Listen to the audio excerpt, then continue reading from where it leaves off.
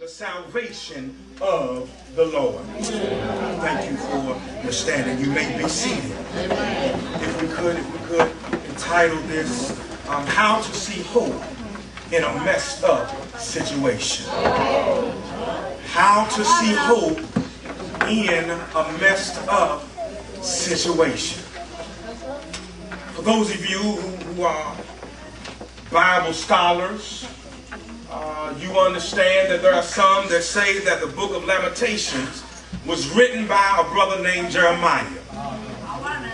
Jeremiah is said to have written this book, and it is supposed that he wrote this book sitting on the ashes of the burnt down and destroyed city of Jerusalem.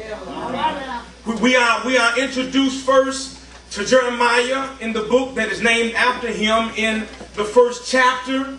The Bible introduces him as having a conversation with God, and God is saying to Jeremiah, I have before you were in your mother's womb, I knew you.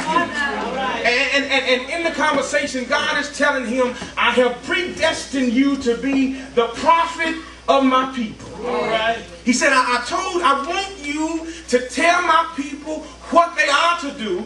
And I want you to tell them when they're wrong, but I want you to tell them how to get right. Yeah. And if you've ever been in a situation where you've had to tell people those two things, you know that's a messed up situation. Yeah. When you're in the place that you got to tell people when they're wrong and how to get right. Yeah. Jeremiah said, God, that's too much for me. I can't do that. I'm too young. God said, don't say you're young. I'm with you. Yeah. And we're going to do this thing together. All right. Jeremiah's job was to tell the people of God that, man, if you don't get it right, God is going to deal with us.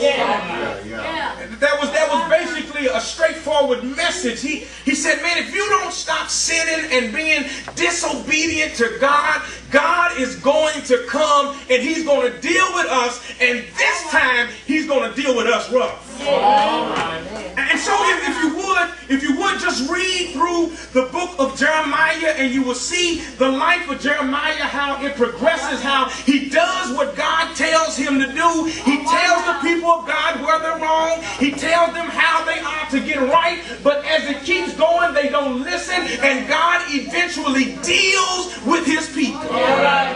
You'll get to Jeremiah, the 52nd chapter, and you will see that Jerusalem does fall. Now I need you to see the importance of this, Thomas, because in the Old Testament and with the children of Israel, that Jerusalem was the city of God, and they had been under attack before, but to them in their minds, as long as Jerusalem stood, everything was all right. Now, I don't know what it might be to you. It might be in your marriage that y'all cool as long as the money's all right. Or it might be in your life as long as your health is good. Everything seems like it'll still work out. But in the 52nd chapter of Jeremiah, what they thought was the thing that made sure everything was all right eventually failed. And so our point today is trying to see how to see hope in a messed up situation. Because eventually, my daddy used to say, my great-grandmother used to say, if you ain't seen it yet, just keep on living. If it ain't happened yet, just keep on waking up. Eventually, you're going to be in a position where you're trying to see hope in a messed up situation. That's the thing I want you to understand. That as long as you hold on to God, you will be able to find hope in any situation. Because you need to understand that you should never give up on God, because God will never give up on you. Let that sink in. That never give up on God, because God has never given up on you. All right. Jeremiah, in this third verse, in the whole book of Lamentations, is describing his sorrow for looking at his beloved city, Jerusalem, now burned to the ground. If you remember back to September 9/11, if you remember in my mind, vividly I saw the pictures of New York when the towers fell, and that big cloud of smoke and ashes just went running through the streets of downtown New York. Yeah. And when it settled, you could see people sitting on the curbs just covered in ashes. Right. And they were looking around with all of this devastation and the look of confusion on this place, and they were saying, how did it get like this? Yeah. Helpless. Yes. Could not control the situation. Yeah. But now you are sitting in the middle of a messed up situation. Jeremiah, this is kind of a picture that we see of Jeremiah. He's possibly covered in the ashes of Jerusalem that has been burned down by the Babylonians, the enemy of God. And he is trying to see hope in this situation. But I believe there are three things that Jeremiah wants us to see that will help us see our hope in our messed up situation. The first thing I want us to see is that you just got to see your situation. You got to see where it is. You got to see the real. You got to face your situation. You can't keep walking around in a cloud. You know, Jeremiah would look kind of silly trying to walk around talking about ain't nothing wrong with the city. The city ain't burned down. Everything's cool. Ain't nothing wrong with the city. Jerusalem died. And Jerusalem has been burned down. First thing you got to recognize, man, there is a problem.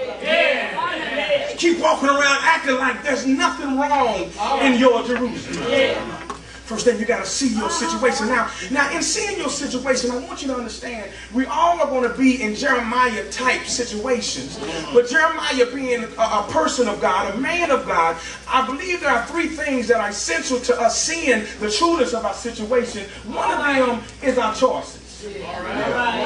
Now your choices are either positive or good can put you in some Jeremiah type situations.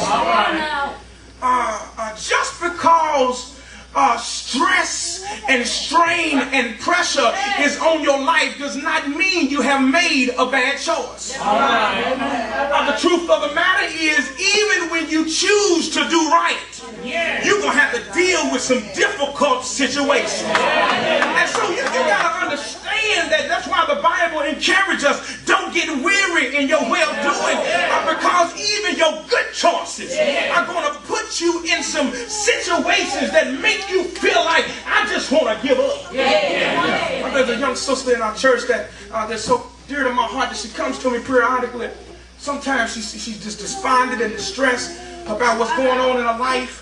Future greatness, the potential on her life is just so immense. I mean, just to get close to her, you just feel that God is going to do great things in her life.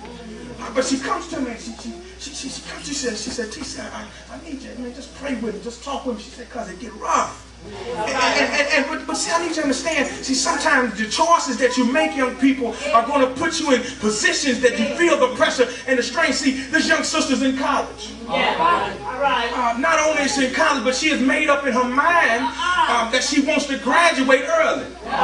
So she takes extra classes, 15 hours a semester and a full load in the summer.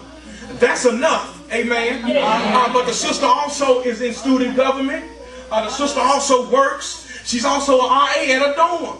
And every once in a while, the pressure and the strain